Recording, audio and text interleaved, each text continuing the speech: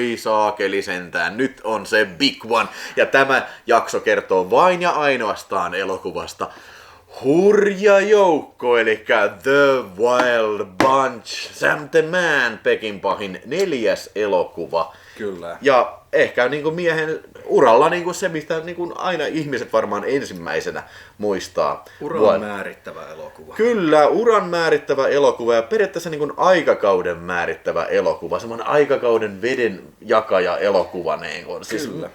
Kaikin puolin ikonin western elokuva kyllä. Niin kuin tästä ei pääse yhtään mihinkään.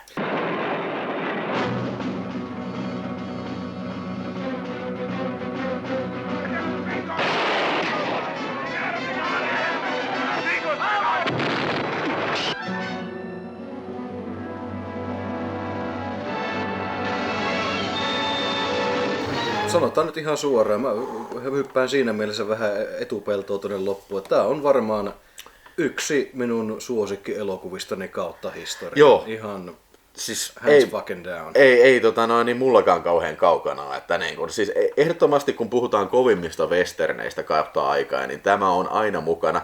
Totta kai Sergio Leonolla oma tyylinsä, se määritteli westernin uudestaan, mutta mun mielestä taas Sam Peckinpah määrittelee amerikkalaisen westernin jälleen kerran uudestaan ja petas sitten niin kun, ruoskalle, High Plains Drifterille, niin tällä niin kun, polkua ja ehkä siis Unforgivenillekin kyllä. Joo, ja siis tämähän loi tämmöisen vähemmän puhutun ohikiitävän muotigenren kuin Dirty Western, niinkin sanotusti, että siellähän rupesi tulemaan tämän jälkeen sitten 70-luvulla amerikkalaisia westernejä, missä nimenomaan lähdettiin hakemaan sitä todella likaista ja realistista ja väkivaltaista ja nihilististä maailmaa. Samaa mitä italialaiset oli tehnyt tosiaan 60-luvulla, mutta tietysti italialaisella tyylillä ja niin edes poispäin. Mutta tämä on niin kuin se amerikkalainen kulminaatio siitä western-jaksosta, niin sanotusti. Ja kyllä. Hetihän tässä on hirveän mielenkiintoista Hurjassa joukossa se, että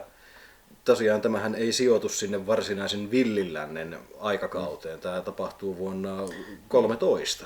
Niin, 1900-luvun alussa ihan. Ja sitten tässähän on vähän niin kuin tämmöinen uuden aikakauden alku. On tulossa autoja, konepistoilla ja kaikkea. Eli kyllä. Selvästi niin kuin vanhan lännen niin kuin, ajat ovat takana päin. Ja tässä jälleen kerran meillä on niin kuin vanhoja lännen sankareita pääosissa. Eli meillä on William Holden ja sitten on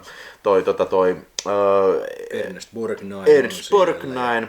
Ja ne muodostaa sitten tämän hurjajoukon parin muun duden kanssa, semmoisia pieniä näyttelyjä kuin Ben Johnson ja sitten Warren Oates. Ja heitä jahtaa sitten Robert Ryan siellä.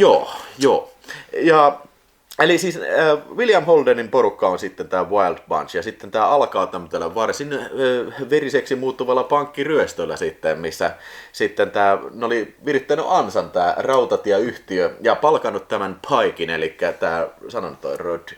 Vaan se tosiaan oli, Pike oli tosiaan William Eikö Holden, niin. Siis Dick Thorntonin, eli Robert Ryanin näyttelemän hahmo, joka on Pikein, William Holdenin vanha rikoskumppani. Niin. On sitten jäänyt joskus aikanaan kiinni rautatieyhtiölle ja heidän vasalleilleen ja vähän niin kuin pakotettu sitten kasaamaan tämmöinen niin kuin paremman termin puutteessa paskasakki, jolla se yrittää sitten jahdata tämän Wild Bunchin. Ja niin kuin motiivina on se, että niin kuin rautatieyhtiö ilmeisesti haluaa paitsi kostaa näistä ryöstöistä, mutta myös tienata sievoisen summan rahaa, että ne saisi ne päänahat sitten. Kyllä, juurikin näin. Joo, ja sitten se keikka menee pieleen, ja sitten koska se on ansa, niin niillä ei ole mitään muuta kuin hopeaprikkoja näitä, tai siis semmoisia rautaprikkoja, niillä ei tee kyllä hevon vittu mitään, ja ne päättää sitten lähteä Meksikoon, tämä Wild Bunch, ja sitten menee semmoiseen kuin Aqua Verde, jossa ne tapaa sitten tämän kenraali Mapachen.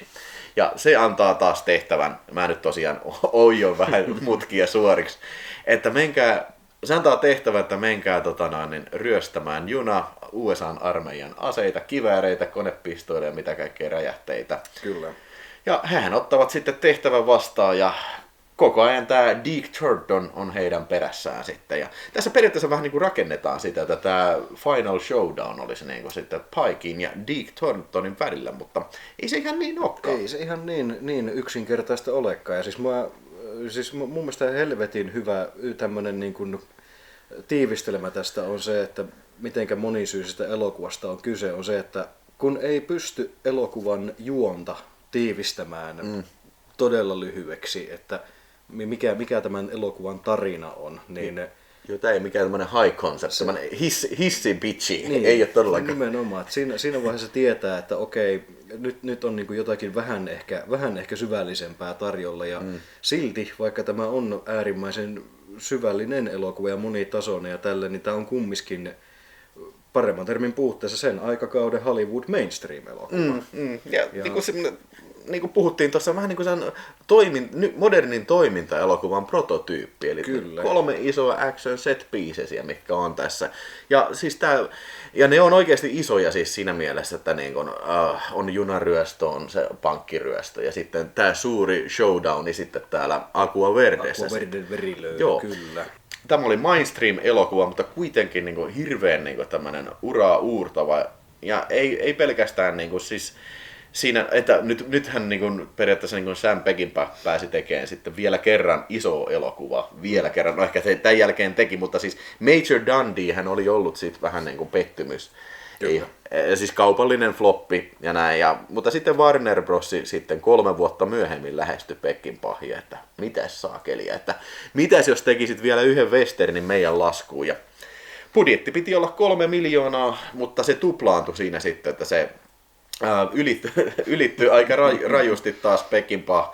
Mutta itse niin siis Warnerin siis studion pamppu oli itse sanonut, se oli nähnyt niitä dailies, ja oli sanonut, että ei vittu, siis antakaa Samille rahaa oikeasti, tästä tulee kova vilmi, että vaikka se ylittyy, niin antakaa sitä rahaa, koska niin kun, se luotti tähän elokuvaan ja kannatti. Ei ollut väärässä, ei, että tämä on justiinsa tämä jännä ajanjakso Hollywoodin historiassa, jolloin tosiaan niin kun, ruvettiin tekemään mainstreamiin vähän niin kuin tämmöisiä auteur-henkisiä elokuvia. Tämähän ei tietenkään ole auteur-elokuva, mutta se, että lähtökohtaisesti sä et tee elokuvaa sillä ajatuksella, että okei, mulla on demograafi tässä vasemmassa kädessä ja mun pitää tehdä semmoisia asioita tässä omassa filmissä, että mitkä sitten on mahdollisimman kaupallisia, mitkä tuottaa mahdollisimman paljon. Niin kuin nykyään. Niin kuin nykyään, vaan enemmän oli nimenomaan se, että okei, meillä on helvetin hyvä idea, meillä on helvetin hyvät näyttelijät, meillä on visionäärinen ohjaaja. Let's see what happens. Toivotaan parasta. Ja 6 miljoonaa nyt ei ole mikään siihen aikaan ollut mikään niin kuin silleen pikkubudjetti, mutta, ei ole. Mutta että niin kuin tänä päivänä ja aikana, jos niin kuin verrataan, että joku antaisi vaikka nyt, sanotaanko nyt 20 miljoonaa elokuvan tekemiseen, niin se pelattaisi aika paljon enemmän varman päälle. Ihan sillä, että sekin 20 miltsiä nyt kumminkin on rahaa ja tälleensä. Ja tältä aikakaudeltahan on suurimmat klassikot peräisin periaatteessa, että justiinsa Wild Punchit tässäkin sarjassa käsitellyt kummisedät ja kaikkea tämmöistä, Polanski-elokuvat.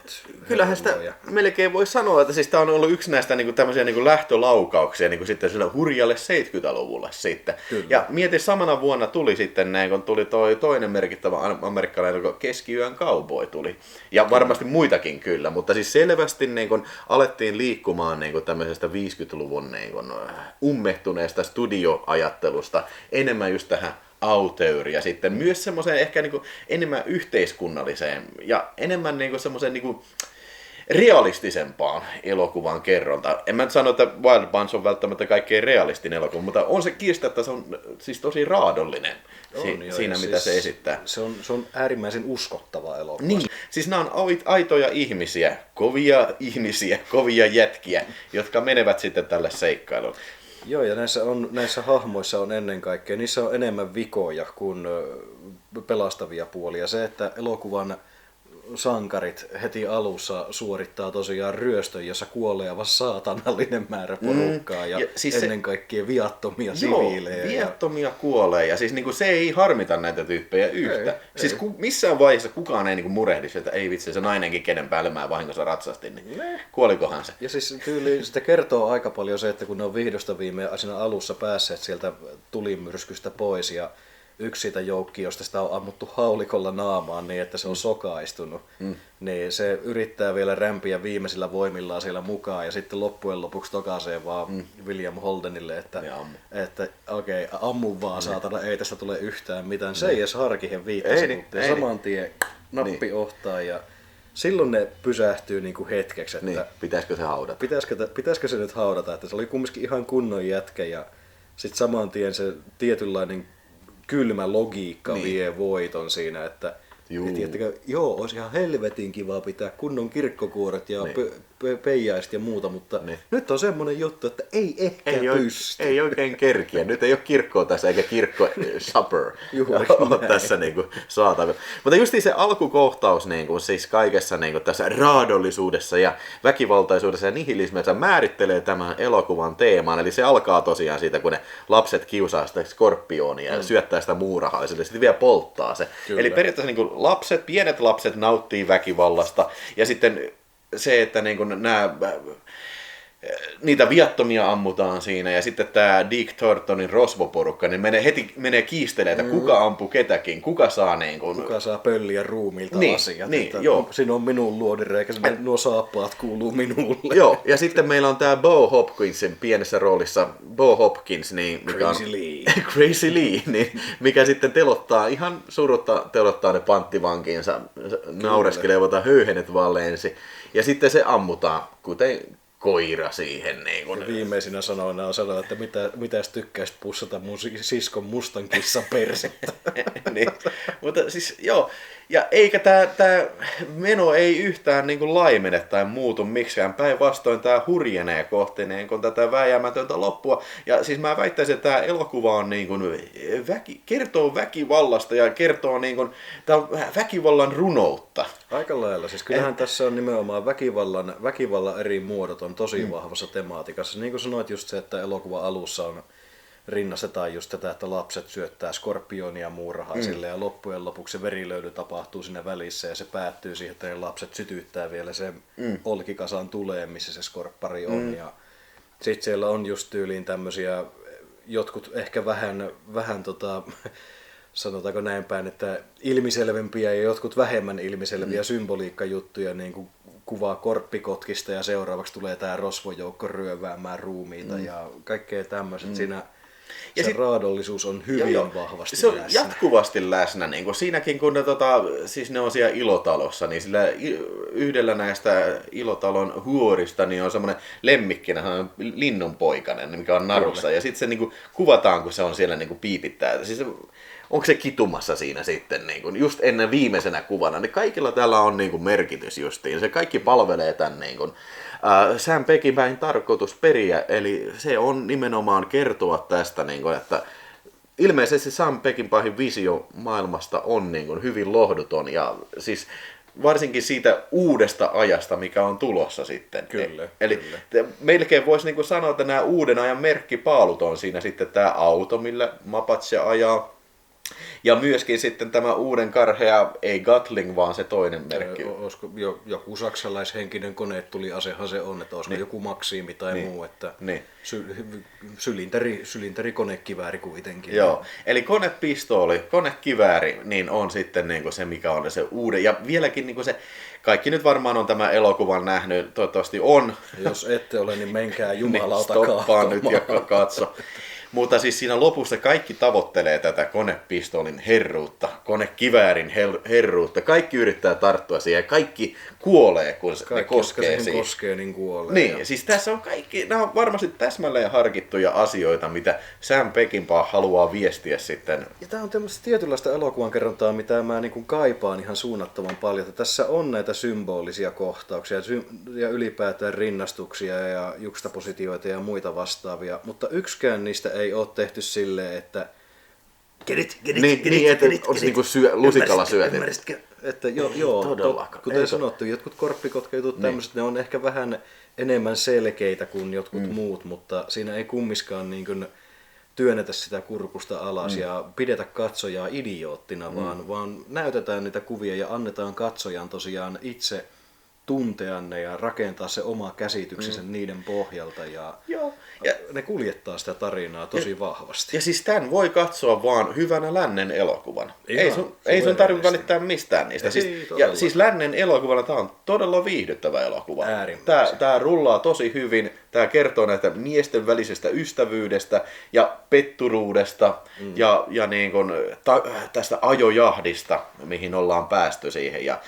Ja siis perkele sentään, siis viimeistään tämä Aqua Verden lopun verilöyly, niin siis se on niin kuin sinemaattista kultaa kyllä. Niin kuin, siis, mä muistan joskus, kun siis olin nähnyt tämän Pan and Scan-version, siis niin kuin, ihan vitun paskan näköinen. Tiedätkö, että kamera heiluu, tai siis se kuva niin kuin siirretään tällä, koska tää on 2.35 widescreen kuvalla, ja sitten kun se siirrettiin Pan and Scan-kuvaan, niin jonkun täytyy siellä ruuvata sitä, että mitä näkyy, että kun sitä niin kuin puolet puuttuu kuvasta. Kyllä.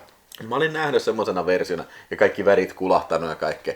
Mutta sitten tuolla siis elokuvateatterin Niagarassa joskus oli siis elokuva-arkiston esitys tästä. Ja niin käytännössä ensimmäistä kertaa näin tämän kunnolla. Mä olin sieltä, wow, niin tää on niin se piste iin päälle se loppuverilöyly. Ja tää on näitä harvoja filmejä, tiiäksä, kun on nähnyt tämmöisen, niin tuntee tätä niin tämmöistä katarsista, kun sä oot nähnyt niin kunnon tämmöisen sinemaattisen verilöydyn. Tämä ei todellakaan tarkoita sitä, että mä oikeassa elämässä haluaisin nähdä tämmöistä. Niin, se on vähän eri asia. Se on eri asia nähdä se niin kuin valkokankalta ja tuntea tämmöistä tietynlaista puhdistumisen tunnetta. Se on niin kuin me Rambo-videossa puhuttiin, sitä Rambo 4 loppumäiskeestä. Se on tietyllä tavalla, niin kuin sanottu, katarttista tosiaan se. Ja mä väitän, että siinä on iso osa siinä, että kun se on niin taidolla tehty, että se on vaan yhdistelmä hienoa taidetta ja silmitöntä vitun väkivaltaa, mikä oikein ryöpyttelee katsojaa, eikä päästä millään otteestaan, vaan se on niinku vuoristorata-ajelu, mikä vaan joutuu nyt kestämään loppuun asti, että poiskaan et pääse. Siis tää on aivan varmasti tää, ja loksautti kyllä aikanaan niin kun leuat auki moneltakin, paitsi että tää ylimalkainen tämmönen siis elokuvan tämä niinku yleisilmapiiri on hyvin lohduton ja raadollinen ja tällainen, mutta siis tämä väkivallan taso ja siis niinku veripussien, squibien määrä, mitä tässä on käytetty, herran jumala, niinku siis sitä ennen oli käytetty vaan harvoissa filmeissä. Esimerkiksi tietysti tulee mieleen toi Bonnie and Clyde. Meinasin sanoa Bonnie Tyler, mutta ei kun Bonnie ja Clyde. Missä se oli ymmärtääkseni ensimmäinen kerta, kun squibeja käytettiin henkilöosumaa. Voi hyvin niin olla. Se on ainakin ensimmäinen Hollywood-elokuva, missä näytetään samassa kuvassa laukaisu ja osuma. Se on hyvin kuuluisa siitä. Ja yritin tässäkin kytätä koko ajan silmällä sitä, että tosiaan onko tässä elokuvassa yhtään semmoista. Omasta mielestäni ei ollut, mutta nimenomaan just näitä Peckinpahin taidokasta leikkausta, että tulee laukaus ja saman tien tulee se leikkaus siihen hidastetun squibiin. Ja yleensä ne squibit, ne ei ole edes missään tämmöisissä niin kuin yksinkertaisissa paikoissa, että okei, tuossa nyt rintaan tulee pikkuinen tumuru, vaan ne on niinku tyyli näyttelijöiden niskassa. Niin. Tai suoraan niinku ottaa niinku siis hatun niinku tästä ja olkapäästä ja polvesta. Tosi ilkeissä paikoissa. Ne näyttelijät myy ne ihan täydellisesti, että kun se osuma tulee, niin se retkahtaa niinku räsyy nukkese koko näyttelijä siinä. Että siinä on menty hyvin taidokkaaseen ohjaamiseen. Just, ja siis se, niin kuin sä jo mainittit, mutta siis Peckinpahin tyyli leikata, siis se justiin näytetään hidastettuna ja sitten näytetään se kääntyy, joka ampuu ja sitten niin kuin jatketaan sitä hidastettua kuvaa. Kyllä. Ja mikä niin kuin mun mielestä, siis John Woo on ottanut sen saman. Aivan varmasti, aivan taivahan siis varmasti. Killerissa on ihan samanlaisia leikkausjuttuja, Better Tomorrowissa ihan samanlaisia leikkausjuttuja Hardboiledissa, että en nyt sitä sano, että niin kuin John Woo suoraan kopioinut kaikkea tyyliänsä tosta, mutta kiistatta jotkut näitä ampumajutuista on kopioitu Woon elokuva. Ja Walter Hillin filmeistä puhumattakaan. Koska niin kuin Walter Hillin ehkä paras filmi Extreme Prejudice, se on melkein niin kuin remake tästä. No, tietyllä tapaa joo, että siinä on hyvin, ei pelkästään teemat, mutta myös sitten hahmot ja lokaatiot ja muutkin menee aika lähelle. Just ja sitten yksittäiset kohtaukset, niin kuin, siinä on monta semmoista niin kuin ampumakohtausta, mikä on niin kuin kunnianosoituksia. Mulla tulee mieleen just niin sitä yhtään ja ammutaan siihen niin kuin hattuun, niin Niin mun mielestä siinä Extreme Prejudice on ihan samanlainen kuva kuin tuossa. Ja... Se pitää uusia se pitkästä joo, aikaa. Siis se on. Tiukkaa matskua kyllä. Tässäkin Peckinpah retrospektiivissä tullaan vielä Walter Hilliin törmäämään. Kyllä. Kyllä. Se on. Stay tuned. Stay tuned, kyllä. Mutta siis Wild Bunch, siis tän ei yhtään pidä väheksyä tätä siis tämmöistä kulttuurihistoriallista merkitystä. Mä väittäisin, että tämä uudisti amerikkalaisen lännen elokuva ja myös tämmöistä NS-toimintaelokuva kuvastoa, että kyllä. Vaikea sanoa, että oliko just tämmöisiä kohtauksia tehty toimintaelokuvassa. No sittenhän tulee Getaway muutama vuosi myöhemmin. Myöhemmin joo, siis oliko 72 vai kuinka se oli? Niin, mutta tuleeko sulle mieleen 60-luvun amerikkalaista elokuvista mitään action-klassikoita? No siis nyt kun asian esitit tälleen sekunnin varoajalla, niin äkkiseltään ei tule heittämällä. Niin. Siis loogisesti tulisi ekana mieleen just kuin Dirty Harry, joka on... Se on 69, 70... Ei, joku 70, oliko se 72? 72. Mehän tehtiin se Dirty Harry, niin sehän oli se 50-vuotis homma. Totta, joo, että sekin on 70-luvun kamaa sitten. Niin, mutta hei, pistä ihmeessä katsoja siellä siinä kotikatsomassa, siis sulla tulee mieleen joku 60-luvun action-klassikko, mikä on ennen hurjaa joukkoa, niin please, pistä kommentti. Sivistä meitä. Mutta myös tämä kieli siitä aikakauden muutoksesta, myös siitä vähän niin kuin tämä auteur-tyylinen ohjaus alkaa tulee semmoitteeksi muoti-ilmiöksi. Ja siis Sam Peckinpah oli niin kuin ohjaaja nimenä, ei niitä montaa ollut. Semmoinen, mikä veti ihmisiä niin kuin elokuvateattereihin, varsinkin tämän jälkeen. John Ford ehkä, Orson Welles ehkä. Lajissansa joo, ja niin kuin esimerkiksi niin Wellesiinkin jos verrataan, niin kuin Peckinpahkin, niin heidän uransa on siinä mielessä risteäviä, että molemmilla oli sen lakipisteen jälkeen. Tätä voidaan pitää tosiaan niin kuin Peckinpahin semmosena ensimmäisenä niin kuin mestariteoksena, että tosiaan tästä niin kuin tykkäs vauvasta vaariin kaikki meininkiä, niin Wellesillä se tietenkin on Citizen Kane, mutta molempien elokuvaurat näiden lakipiste-elokuvien jälkeen niin kärsivät loppuun asti studio interferenceista ja tämmöisestä. Ja varmaan myös sitä sen hitin aiheuttamasta ennakko-odotuksista. Vähän niin kuin joo. Mutta siis okei, 60-luvun loppu, siis silloin tapahtui paljon asioita justiin, oli Kennedyn assassination, Martin Luther Kingin assassination, Vietnamin sota, joten se kertoo sitä, että jos nyt puhutaan amerikkalaisesta yhteiskunnasta, niin siis selvästi alkoi hommat raaistumaan siellä. Kyllä, että sitä väkivallan kierrettä ja kulminoitumaa ei voinut enää kieltää, ja ei ole mikään ihme, että se rupeaa sitten tosiaan resonoimaan myös viihteessäkin jossakin kohtaa. Mä en usko, että Peckinpah olisi ollut mitenkään niin kuin turhautunut yhteiskunnallisiin asioihin tai muuta vastaavaa siinä mielessä, että se olisi halunnut mitään sellaista tällä elokuvalla sanoa, mutta väitän silti, että kyllä siinä varmasti jonkunlainen niin kuin, tiedostettu tai tiedostamaton fiilis on ollut mukana, että tosiaan nyt kun eletään tämmöisiä vaaran vuosia ja tällaisen, niin viattomuuden jälkeistä aikaa, niin fuck it. Niin. Ei muuta kuin kaasupohjaa. Kaasupohjaa ja hänet tosiaan palkattiin tekemään tämä ja sai käytännössä kohtalaisen vapaat kädet ja siis siitä syntyi tämmöinen klassikko. Ja klassikko myös siinäkin mielessä, että siis vuonna 1969 niin siis toi amerikkalainen elokuvasensuuri siirtyi erittäin tiukasta Hays-koodista sitten tähän nykyiseen formaattiin eli MPAA. Mä en tiedä onko sille mitään uutta, siis se oli uusi koodi tai jotain semmoinen, mutta siis että elokuvilla oli selvästi ikärajat. Joo. Että oli G, sitten oli PG ja sitten oli R-rating. Mutta siis PG-13 tuli vasta sitten. Joo, vasta kasari. Silloin Indiana Jonesin 2. aikaan, mutta tämä tosiaan meni sitten varmaan R-ratingista läpi ilman muuta. Mutta tiedätkö mikä saman vuoden amerikkalainen elokuva sai X-rating? No se, muistaakseni just tämä Midnight Cowboy. Kyllä, joo. Siinä oli se homohomma, niin se ei oikein miellyttänyt. Ei mene läpi X. Joo, sitä tuli hirveä skandaali sitten, kun siitä huolimatta filmistudio levitti sitä sitten. Kyllä. Ja sitten ne oli sellainen, että no voi vittu, lähetä se uudestaan, mutta leikkaa sitä vaikka yksi freimi sieltä lopputeksteistä pois, niin saat R-rating. En muuten le. Ohjaaja, oliko se Joel Schlesinger vai? John Schlesinger, niin. kyllä. John Schlesinger, niin sanoi, että en muuten leikkaa, että fuck you assholes. Että niin ja sekin on varmasti omalla tavallaan ajanut sitä auteur-henkistä Hollywoodia eteenpäin, että okei, ne ei tinkinyt teoksestaan edes tuon vertaa, sai X-ratingin, siitä tuli vittu elokuvaklassikko ja iso hitti. Niin. What you gonna do? Että annetaan näille vähän enemmän sitten vapauksia. Ja samoihin aikoihin myös Stanley Kubrickin avaruusseikkailu 2001 oli tullut kyllä. Että kyllä siinä alkoi tapahtua, että niin kuin uusi aikakausi oli sitten edessä. Ja se vielä niin kuin täytyy muistaa tässä, että siis oliko se 2002, kun se uudelleen sitten tuli ensi-iltaan tämä Wild Bunch, niin se sai NC-17 ikäraja väkivallalta. En ole yllättynyt. Joo, että niin kuin, näin on niin kuin kehitetty siitä. Mutta se on jotenkin kummallista, että sitten joku niin kuin Rambo 4, niin miten se sitten pääsee? Come on, mä en edes yritä ymmärtää, että mitä siellä niiden päässä liikkuu, mutta se on mahtava elokuva. Logiikka on mitä on ja niin edes poispäin. Yksi mun suosikkianekdootteja, mitä tulee tähän Wild Bunchiin ja elokuvasensuuriin, tulee itse asiassa Suomen maalta.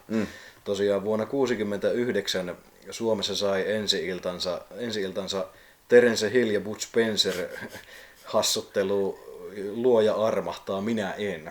Ja sehän joutui Suomessa aivan äärimmäiseen sensuuriin. Siitä leikeltiin hirveästi kamaa, se sai helvetinmoisen rangaistusveron päälle. Ja varmaan K18 vielä K18 leima päälle ja tosiaan oliko Helsingin Sanomien vai minkä ison lehden elokuvakriitikko kuvaili elokuvaa sairaaksi väkivaltapornoksi. Ja samana vuonna täysin leikkaamattomana ilman minkäänlaista rangaistusveroa läpi pääsee Wild Bunch. Mutta ilmeisesti niin elokuvatarkastamo on niin tiedostanut, että tämä on oikeasti aika hyvä filmi. Tässä on niin ideaa tämän väkivaltaisuuden taustalla. Sehän siinä suomalaisessa elokuvasensuurissa siihen aikaan oli, että nimenomaan kaikkia näitä päätöksiä ja muita vastaavia. Sitten kun ei enää mitään muuta tekosyytä ei enää keksitty, niin se sanottiin ihan suoraan, että okei, me pidetään tätä elokuvallisesti ala-arvoisena. Niin. Tämä on huonolaatuinen elokuva. No vittu, Wild Punch ei ole huonolaatuinen elokuva. Läpi meni siitä sitten. Kyllä. Mutta näyttelijät siis niin kautta linjan on tässä todella hyviä. Siis William Holden ja sitten siis tämmöinen niin vähäsanaisuus niin kuin huokuu tästä läpi. Mä oon aina tykännyt siis siinä justiin se, että niin kuin se let's go, why not on siellä lopussa. Ja sitten se, että I wouldn't have it any other way. Kyllä. Että kun se sanoo, että Deke seuraa sitä, niin joo, ei mitään muuta odottaa ehkä.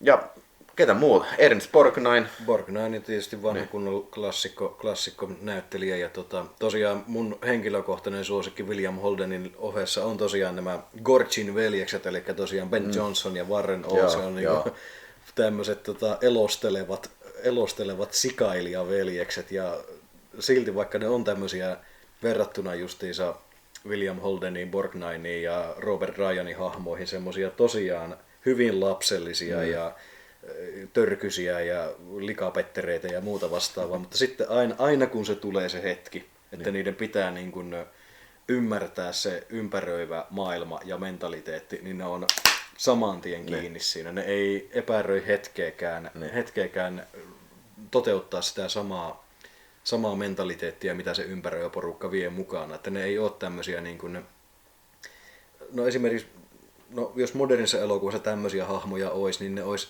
jatkuvasti jotenkin niin kuin silleen, tiedätkö, jonkunlaisena vastavoimana. Koko ajan harois vastaan ja olisi silleen vittumaisia hahmoja, että niitä ei niinku, katsoja ei sietäisi. Tai sitten ne olisi niinku comic sidekick. No vähän niinku. No se ei ole niinku tehtävä olisi heittää siellä vitsiä koko ajan ja niinku viedä vähän niinku sitä tarinaa ehkä niinku katsojan silmissä eteenpäin. No, tyhmäilee menemään siellä ja sitten tässä elokuvasankari vähän tulee, että hei pojat, ja sitten katsoja silleen, että no niin, idiotit sai mitä halusivat. Ei näin, jumalauta. Mutta siis yhtään kyllä merkittävää naishahmoa tässä elokuvassa ei ole kyllä niin kuin nimeksikään kyllä. Siinä mielessä, että ehkä niin kuin aikaisemmissa Peckinpahissa on ollut kuitenkin jonkun verran. Kyllä, tai siis sanotaan ne 3 ensimmäistä, niissä on jossain määrin naisrooli, mutta tässä ei kyllä kaikissa ole. 3 joo, että Prairian laissa on erittäin vahva naispääosa. Viheltävissä luodeissa on myös ja Senta Berger Majuri Dundeissa niin on myöskin aika merkittävässä osassa ja kaikki on niin kuin äärimmäisen hyvin rakennettuja naishahmoja kokonaisuudessa ja tämä on semmoinen jännä anomaalisuus, että tässä niin kuin kaikki naiset on joko joko huoria tai tiellä, niin sanotusti näin ilkeästi tokastuna, mutta se on tosiaan, se vaan kuvastaa sitä tietynlaista niin kuin sairasta väkivaltaista maailmaa omalla tavallaan sekin näkemys. Joo, siis se, että niin kuin Peckinpah mun mielestä itse sanoo, että kyllä se on niin kuin väkivaltaista, kyllä se on seksististä, mutta I goddamn, I like it. Että niin kuin siis, se oli hänen näkemys tässä. Ja siis jos me nyt oikeasti historiaa ruvetaan katsomaan, että tuskin se on ollut yhtään se hienompaa saakeli tuommoiseen siis aikaan tuommoisessa ympäristössä, että se just, että don't sugarcoat it. Näytä se semmosena, mitä se todennäköisesti oli, ja se menee kyllä läpi. Siis just tämän takia, niin siis tässä on elokuva, mitä nykyään ei yksinkertaisesti pystyisi tekemään kyllä. Käytännössä. Mitä sä oot siitä mieltä, että eikö Mel Gibson ole vuosia puhunut, että meinaa tehdä Wild Bunchista remakein kyllä? Mel Gibson ja moni muu, siis mä muistan joskus 2000-luvun ihan alkutaipaleella, kun mä olen löytänyt tämmöisen hassuhauskan asian kuin imdb.comin ensimmäistä kertaa, ja totta kai mä oon Killistä asti ollut kova Peckinpah-fani, ja silloin totta kai piti myös Peckinpahin filmografiaa lähteä niin kuin skulaamaan läpi, että mitäs kaikkia elokuvia täällä on, mitä mä en ole vielä nähnyt, niin siellä oli merkintä tosiaan, että Wild Bunch ollaan remakeaamassa, ja mitä helvettiä. Tästä on se 23 vuotta aikaa, ja sitä ei ole vieläkään saatu aikaiseksi, että niin kun toivottavasti ei saada. Joo, mä jotenkin, siis mä en oikein näe, että miten se voisi sisäistää tämän siis elokuvan niin tämän olemuksen. Mä en oikein näe, että miten se nykyään voitaisiin tehdä, ja siis niin mikä se pointti olisi, jos et sä sisäistäisi sitä, niin tätä elokuvan filosofiaa. Jos sä kuvaisit, sanotaan vaikka, tämä ampumakohtaus olisi tehty vähän niin kuin John Wick, siis siinä ammuttaisiin vitusti enemmän ja se olisi vitusti verisempi, mutta et sä oikein hiffaa tätä, mistä tämä elokuva silloin kertoo kyllä, että jos sun pitää siihen, koska en mä tiedä, onko sä nähnyt sen uuden John Wickin? En oo, mä lopetin kattomiset ykkösen, se riitti mulle. Mutta siis siinä justiin mä kävin kattoon sen, niin siinä justiin pisti silmään se, että siinä on hirveä meno on monessa kohtaa, siinä vittu äijä tapetaan satana kuin raatteen tielle, vittu ammutaan päähän tällä. Mutta siinä voi heittää voltin 3. kerroksesta auton päälle ja sit sä ai säätänä tällä ja matka jatkuu. Sulla on Kevlar-puku ja sulla ammutaan tällä. Sä voit torjua ne luodit sillä puvulla. Niin. Siis mutta siis se, että kun siinä oli väkivaltaa väkivallan takia, siis se ei tunnu miltään, kun siis sitä määrää on niin paljon. Ja siis, kun sitä puuttuu täydellisesti kaikki siis tämmöinen aftermath ja siis semmoinen henkinen impakti, niin se loppujen lopuksi se ei tunnu miltään. Se tuntuu samalta, kun sä katselisit, että joku pelaa jotain GTAta. Niin sä oot yhtä henkisesti mukana siinä. Ja siis se on käytännössä katsottuna, kun siis modernissa elokuvaväkivallassahan on se ongelma, että kun se on tehty PG-meiningille, ja tosiaan, ei kyllä toi John Wick, kyllä se oli aika kovan R-ratingin filmi. No siis tietyssä mielessä joo, mutta tarkoitan siis sitä, että tosiaan PG-meininki on tuonut mukanaan nimenomaan just tämän, että sitä yhtä tyyppiä, en mä rupea leikkimään, etteikö jossakin Arska-elokuvissa ja tämmöisissäkin olisi tämmöistä ollut, mutta varsinkin nykypäivänä sitä yhtä vitu Iron Mania voi oikeasti lingota 10 kerrostalon seinän läpi, koska sillä on joku panssari päällä ja se ei mikään fysiikalla, että ei tee sitä jätkästä juustoa siellä sisällä.